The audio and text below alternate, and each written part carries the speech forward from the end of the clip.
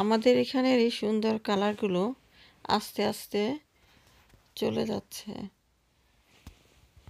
অনেক জায়গায় পাতাগুলো লাল থেকে মানে পাতাগুলো যেমন শুকিয়ে যায় যেরকম, তারপরেও গাছের মধ্যে আছে। মাঝখানে 2 দিন কন্টিনিউয়াস স্নো পড়লো, স্নো স্টর্ম হলো, তারপরে আবার টানা 2-3 দিন বৃষ্টি হলো। এখন মাঝে মাঝে একটু একটু স্নো পড়ছে, কিন্তু জমে না আর কি, প্রচুর বাতাস থাকে। তো এই লাল পাতাগুলো থাকবে না, এত বাতাস এইসব থাকে না আসলে। দেখতে মানে এই সিজনটা দেখতে এত সুন্দর লাগে, যাওয়ার আগে মনে হয় যে খারাপ লাগে যে আবার নেক্সট ইয়ার ইনশাল্লাহ কখন আসবে, কখন দেখব। Life is not guaranteed, next year সবার জীবনে আসে না। তোমার বাচ্চাটা ছোট, আল্লাহ যেন বাচ্চাটাকে বড় করার সুযোগ দেন আমাকে, এবং ওকে ভালো একজন মানুষ হিসেবে তৈরি করার সুযোগ দেন। আমার ছোট ছেলের বয়স মাত্র 9 বছর। মানুষের মৃত্যু হঠাৎ হঠাৎ আসে। একজন কতগুলো মানুষ একসাথে বেড়াতে গেল, আনন্দ করতে গেল, আসার পথে বাইক অ্যাক্সিডেন্ট করে একজন নাই হয়ে গেল। কত ইয়াং ছেলেটা ছিল। এরকম 5 মিনিট আগেও কিন্তু সে জানতো না যে তার এটাই লাস্ট মোমেন্ট দুনিয়াতে, তার জন্য এখানেই এন্ডিং। কি অদ্ভুত লাইফ। আবার আরেকটা দেখলাম, একটা উম্যান বাংলাদেশে খুবই ট্র্যাজিকভাবে ওনার মৃত্যু হয়েছে। গলার মধ্যে ওই হিজাব বোধহয় পেঁচিয়ে গিয়েছিল। তো যারাই হিজাব বা ওড়না পরে রিক্সা বা অন্য কোনো যানবাহনে উঠবেন, খুব খেয়াল করে রাখতে হবে যেন এটা গলায় পেঁচিয়ে না যায়। মৃত্যুর কথা মাঝে মাঝে মনে হয় যে ধরুন দাঁত ব্যথা হলে, দাঁত ব্যথা কিন্তু সাংঘাতিক জিনিস।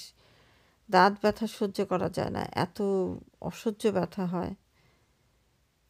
আমরা দাঁত ব্যথা সহ্য করতে পারি না, বা অন্য যে কোনোভাবেই যদি একটু হাতটা কেটে যায় বা একটু আগুনের তাপ লাগে, পেটে ব্যথা করে, কত ধরনের ব্যথা আছে, আমরা কিন্তু অস্থির হয়ে যাই। মাথা ব্যথা,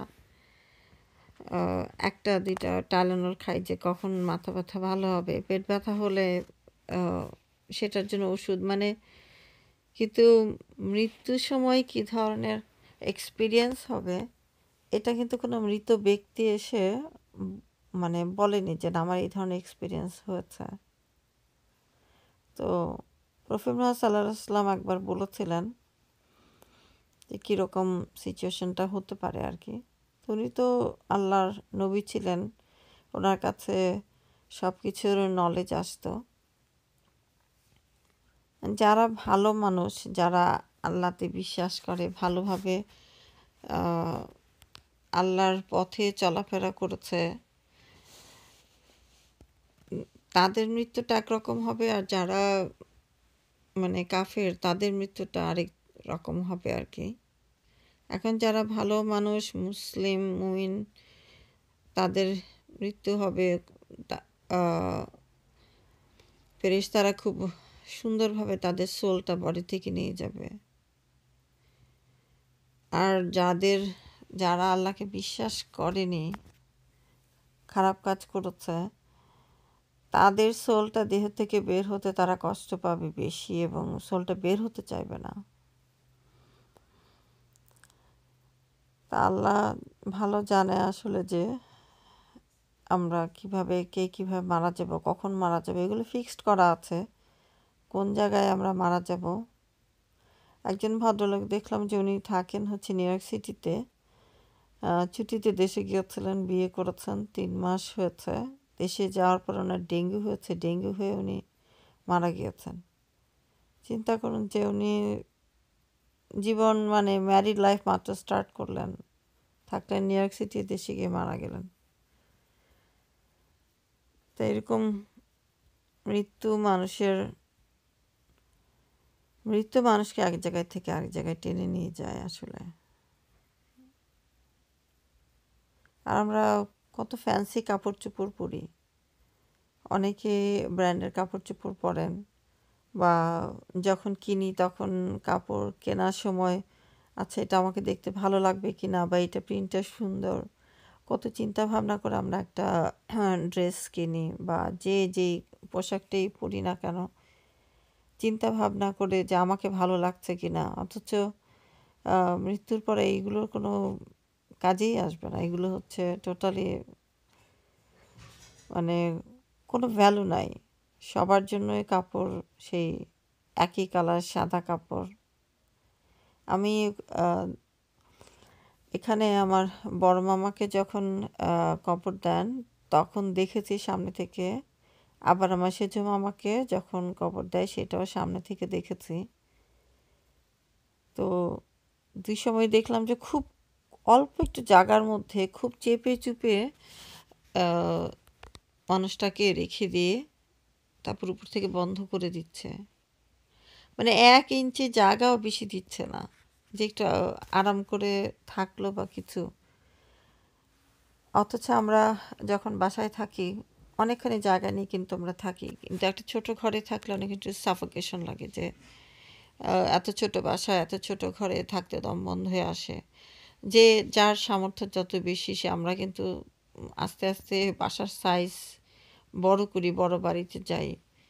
এটা মানুষের ন্যাচারাল একটা ব্যাপার যে একটু বড় বাসায় আরাম করে থাকতে চায় আর কি সবাই।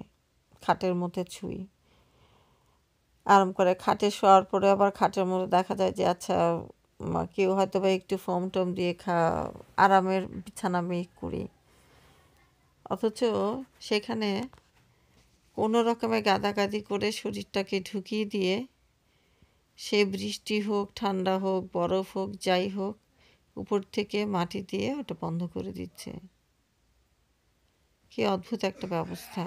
আর বাংলাদেশে যখন আমার কাকাকে কবর দিয়েছিল তখন দেখেছিলাম গফুর কাকা, তো বড় কাকা আর কি, তো ওনাকে যখন দেয় ওনার কাকা হচ্ছে অনেকে হয়তো চিনতে পারেন ওয়ারলেস কলোনি, ওখানে ওয়ারলেস চৌরাস্তার আর কি, ওখানে একটা জামে মসজিদ আছে, ওইটা আমার কাকা প্রতিষ্ঠা করেছিলেন ওনার জমিতে।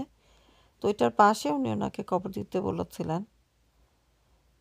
তখন ওইটার কাছে একটা পুকুর ছিল, ওই পুকুর থেকে পানি উঠছিল যখন কবর খুঁড়ছে। আমি তখন ক্লাস 8-এ পড়ি, 8-এ মনে হয়, না 8 না, আমি ঠিক মনে হয় 10-এ পড়ি।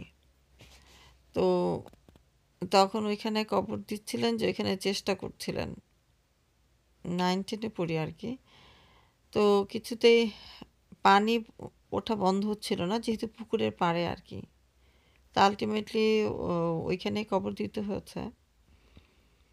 উনি চেয়েছিলেন মসজিদটার পাশে ওনার কবরটা হোক আর কি। তো এখন ওই ওনাদের যে বাড়িটা সেটার নাম ছিল 7 মহল, সেখানে উঁচু 15 তলা বিল্ডিং হয়েছে, বাড়ির নাম এখনও 7 মহল, রাসমনো পলিক্লিনিকের পাশে আর কি।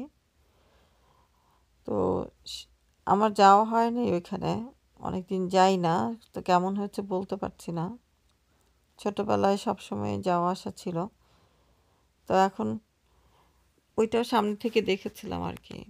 তখন আসলে মৃত্যু তেমন কিছু মনে হতো না। এখন যেহেতু নিজেরও একটু বয়স হচ্ছে 50 আপ, তো ভয় লাগে যে কখন না জানি আমার টার্ন চলে আসে, আমার টার্ন আসে যে হ্যাঁ ইটস ইওর টার্ন। আগে তো আর কোনো নোটিফিকেশন পাওয়া যাবে না যে হ্যাঁ,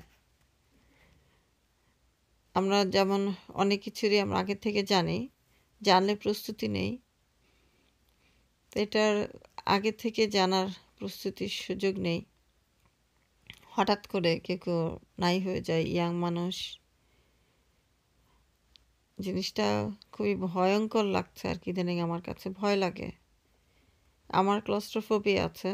ক্লস্ট্রোফোবিয়া মানে হচ্ছে আপনি একটা ছোট জায়গায় থাকতে আপনার সাফোকেশন লাগবে, প্যানিক অ্যাটাক হবে। তো আমার সেটা মনে হয় যে আমি ওইরকম মানে ন্যারো একটা জায়গার ভেতরে আমি কিভাবে থাকবো। আল্লাহ যেন আমার কবরটাকে অনেক প্রশস্ত করে দেয়। আমি আবার লাইট বন্ধ করে ফেললে ডার্কে ভয় পাই। তো আল্লাহ যেন আমার কবরটার ভিতরে নূর দিয়ে ভরিয়ে দেয়, যেন আমি আলোকিত থাকে। এবং কবরটার ভিতরে অনেক সময় থাকবে যে কারো কবরের সাথে বেহেশতের কানেকশন দেয়া থাকবে, কারো কবরের সাথে হেলফায়ারের জাহান্নামের কানেকশন দেয়া থাকবে। তো আল্লাহ যেন আমার কবরটাকে জান্নাতের সাথে কানেকশন দিয়ে দেন, আমিন। আগুনে একটুখানি আঁচ লাগলে আমার একদম কেমন গালটা লাল হয়ে যায় এবং বার্নিং একটা সেন্সেশন হয়।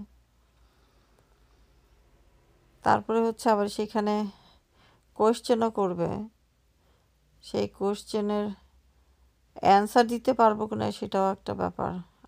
আল্লাহ যেন সেই কোয়েশ্চেন অ্যান্সার দেওয়ার যেন সঠিকভাবে কোয়েশ্চেন অ্যান্সার দিতে পারে। আল্লাহুম্মা আমিন। সবাইকে ধন্যবাদ। ভালো